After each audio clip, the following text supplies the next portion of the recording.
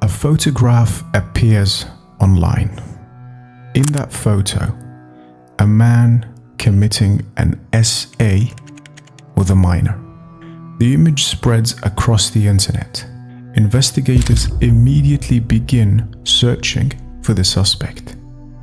But there is one big problem. Nobody knows who he is. Nobody knows where he is. And his face has been completely hidden. Not with a mask, not with a black bar, but with a strange digital swirl that distorts every identifiable feature. A distortion so effective that investigators believed his identity might never be discovered. And some might ask, why did he swirl his face in the first place? Well, after some research in Reddit, I found out that in these perverted and sick websites, it is considered a power move for these degenerates to show any resemblance to your appearance.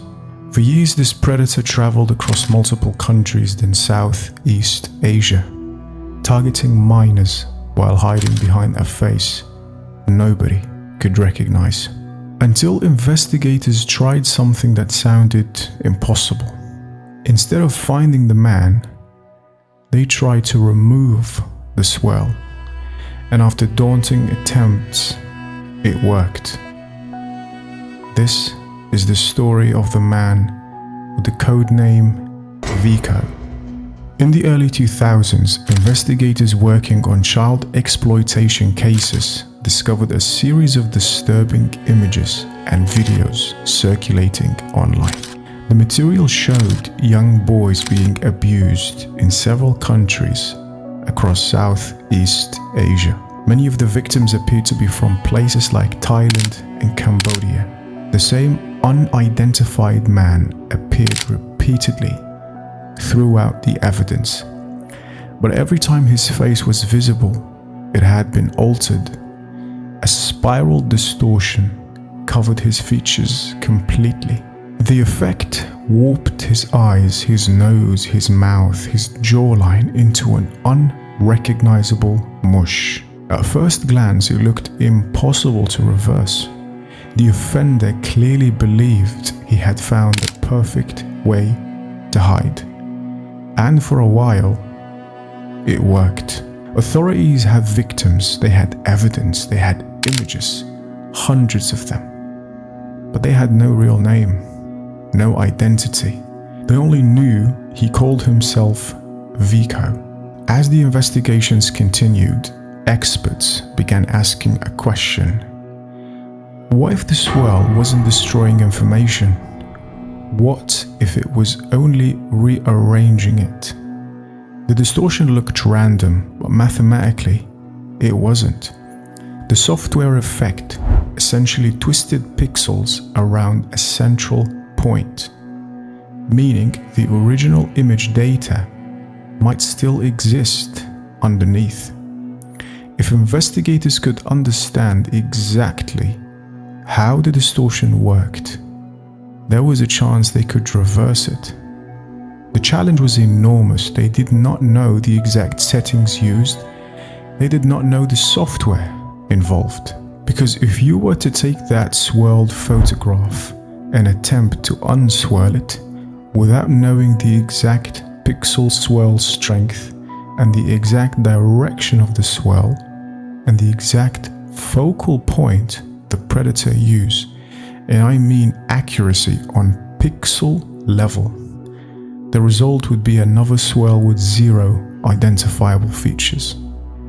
Obviously today in 2026, artificial intelligence would just run trillions, if not hundreds of trillions of iterations using different settings of the swirl effect and give you a perfect picture in less than 5 minutes. But in 2007, life was very different. But the German team of computer engineers cooperating with INTERPOL did not give up. Using image analysis techniques, loads of attempts of trial and error, specialists began reconstructing the hidden face until one perfect setting. They went counterclockwise and it worked. The face of the suspect emerged.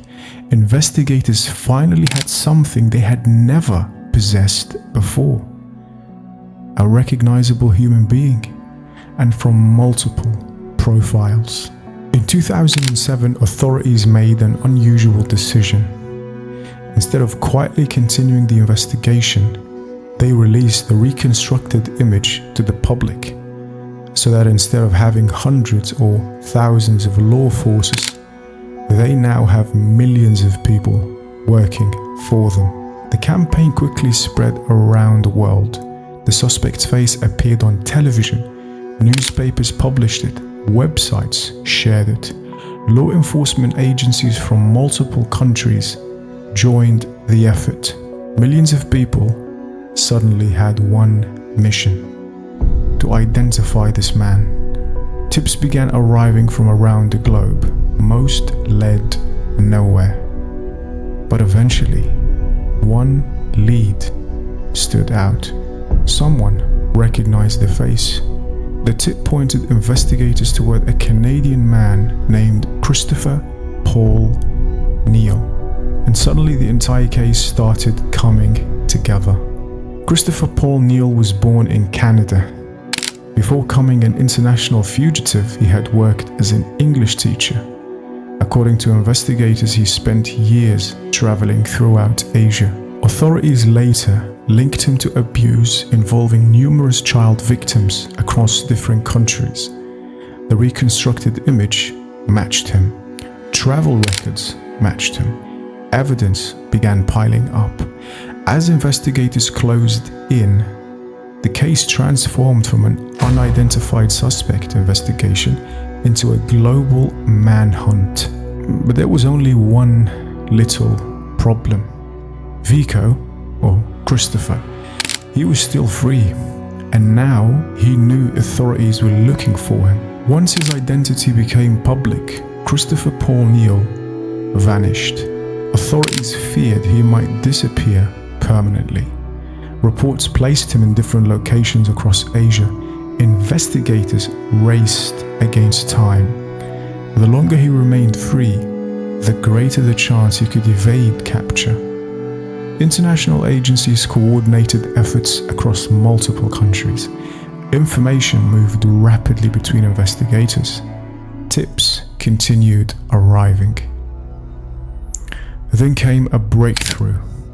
Authorities received information placing Neal in Thailand.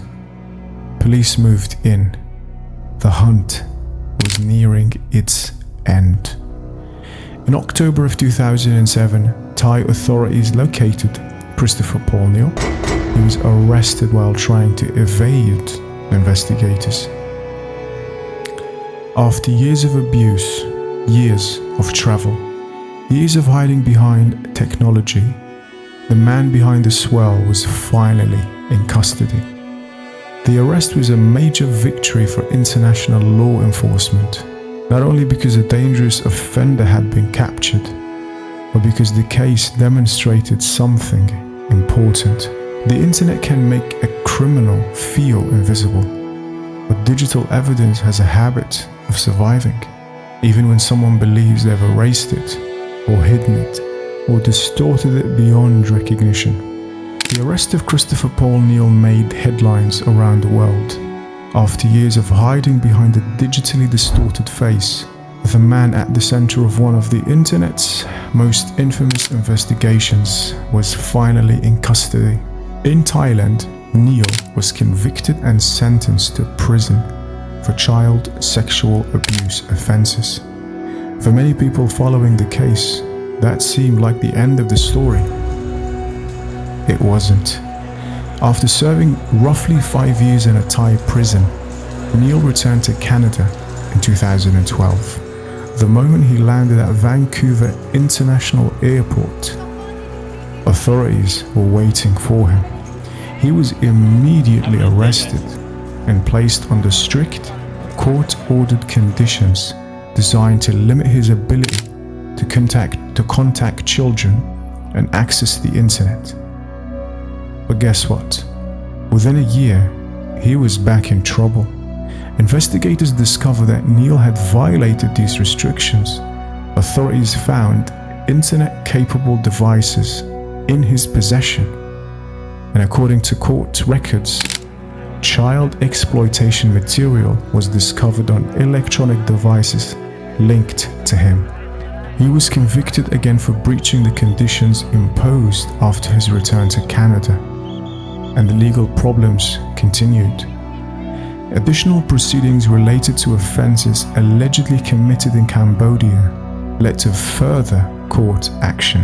In 2015, a Canadian court sentenced Neil to additional prison time. Even after his eventual release, strict restrictions remained in place. Court orders limited his ability to contact minors, use internet-connected devices, or access online platforms without authorization. To this day, to this very minute as you're watching these videos, authorities are still monitoring Christopher Paul Neil. Christopher Paul Neil thought he found the perfect disguise. Not a fake passport, not a new identity, just a simple digital swirl. For years, it appeared to work, until one day, it didn't. A very important advice I want to give you, my dear audience. If you have young kids, make sure to know their whereabouts all the time. I don't care if that makes you like a hawk parent. I don't care. Make sure to have a strong relationship with your kids. Monitor what websites, what applications they go through. Educate your kids about being firm and setting boundaries with strangers in real life and on the internet. If your kids are scared to tell you about such things that happen to them, that is a big problem you need to fix.